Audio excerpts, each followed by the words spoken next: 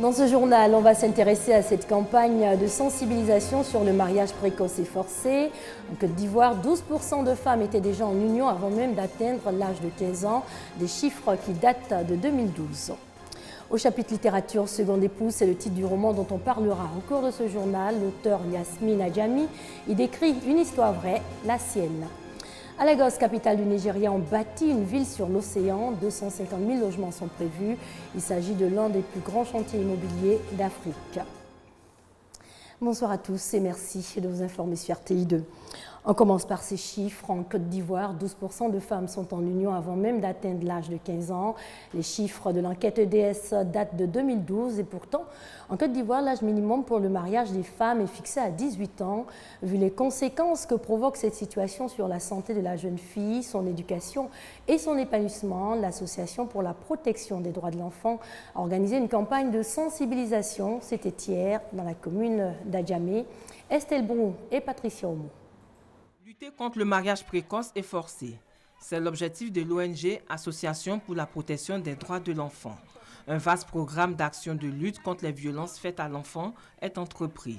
Cette initiative a pour but de sensibiliser les populations des communes de Williamsville sur les dangers de ce phénomène. Nous avons constaté qu'il y a des jeunes filles qu'on forçait à se marier parce qu'il y a un riche qui est là pour subvenir aux besoins de la famille. Il faut qu'on laisse nos enfants aller à l'école.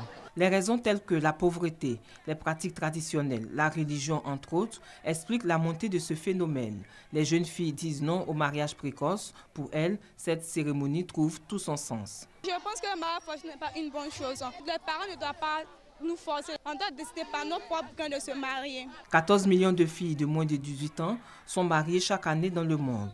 Des mariages précoces et souvent forcés qui les amènent à abandonner leurs études.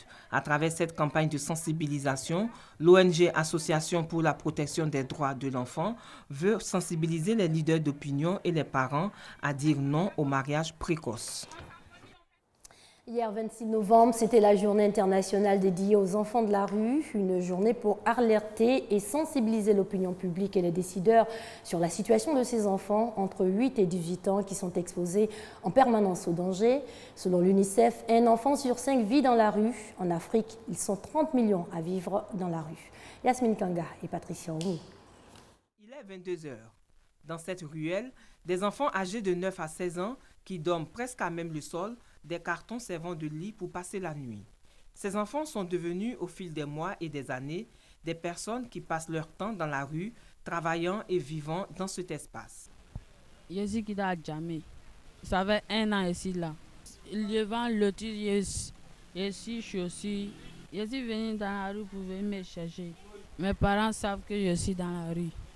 Les parents, quand ils me voient, ils ne sont pas contents de moi. J'ai arrêté les cours CM2. Ils me débrouillent. Me pousser bourrette. Aussitôt réveillés, ces enfants de la rue se transforment en pousse-brouettes dans les marchés. Un maigre revenu qui ne suffit pas pour subvenir à leurs besoins. Alors, maquis et restaurants sont visités, guettant les restes des clients pour en faire leur repas. Le ministère de la Solidarité, de la Famille, de la Femme et de l'Enfant est conscient du problème. Des actions sont donc prévues pour enrayer ce fléau des enfants de la rue.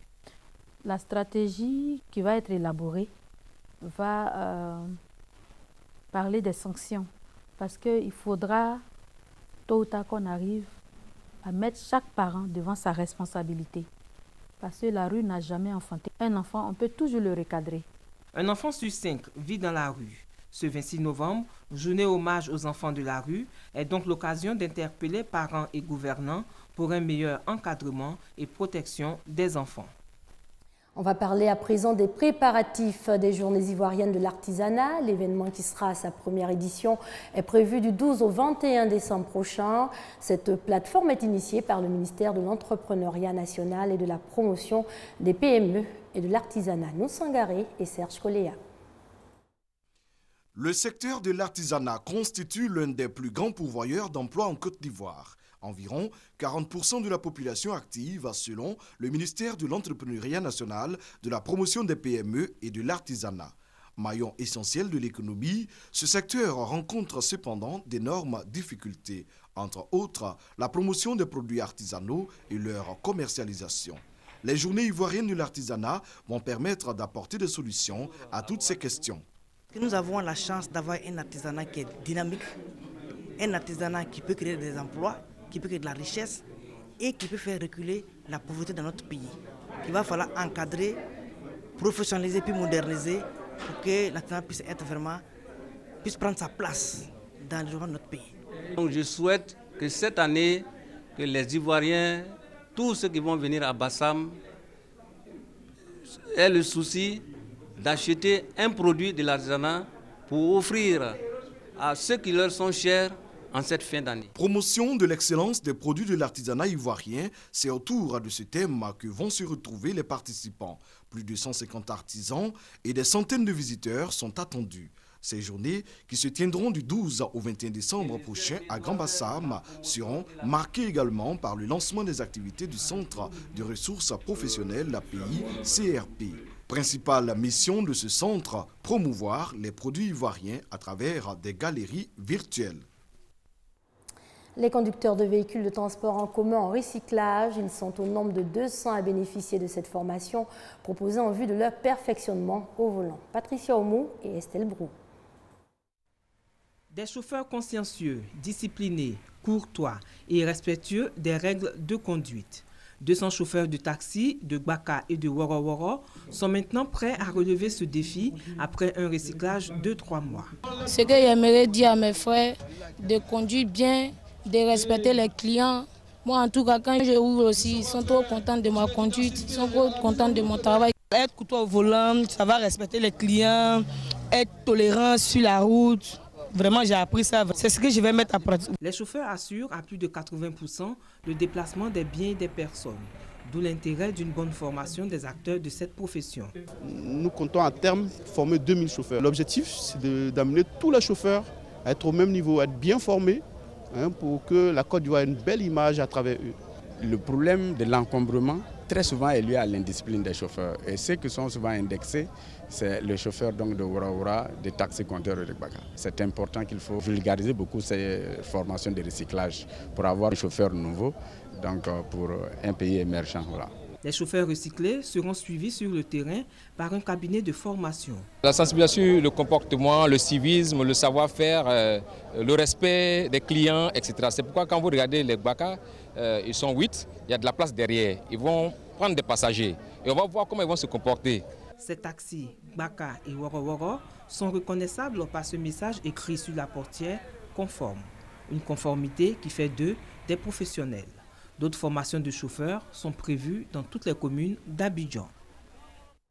Seconde épouse, c'est le titre d'un roman, celui de Yasmine Adjami. L'auteur y décrit une histoire vraie, la sienne, une femme d'affaires qui se retrouve comme deuxième épouse d'un Libanais, lui aussi homme d'affaires. C'est la passion, l'amour fou, mais les déboires de Yasmina vont commencer à la mort de son époux.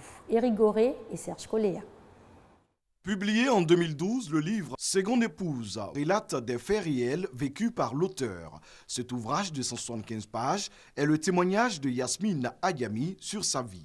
Cette chef d'entreprise de nationalité française a vécu la polygamie avec Izzat, homme d'affaires libanais vivant en Côte d'Ivoire.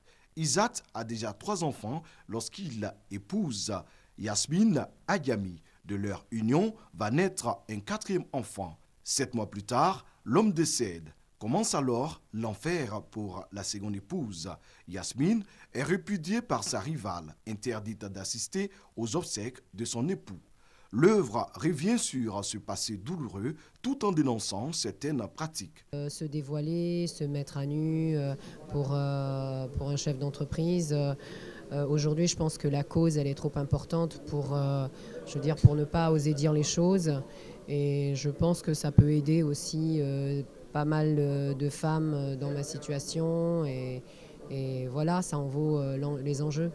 Le roman de Yasmine Adjami suscite un intérêt auprès des lecteurs, d'autant plus que l'histoire constitue un fait de société. Je suis venue soutenir ma fille, parce que je suivis avec elle très près son combat, et savoir aujourd'hui qu'elle a eu le courage d'écrire, de partager son expérience avec d'autres personnes.